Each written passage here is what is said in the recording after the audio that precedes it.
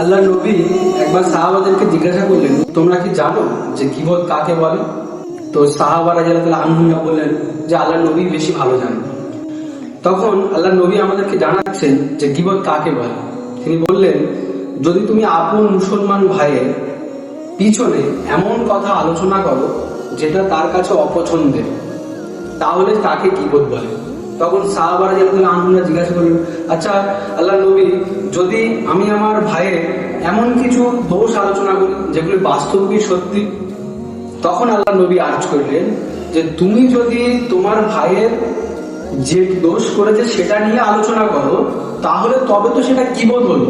আর যদি সে সেটা করেনি, তাহলে তো সেটা অপবাদ হবে, অপবাদের সাজা আরো বেশি ক্ষতি হবে। তাই সেই জন্য এমন কোনো আলোচনা, যে আলোচনা আমার মুসলমান ভাইয়ের অপছন্দের, এরকম কোনো ব্যাপার না যে সত্যি কি মিথ্যা, অপছন্দের কোনো জিনিস যদি তুমি পিছনে আলোচনা করো, তাকে গীবত বলে।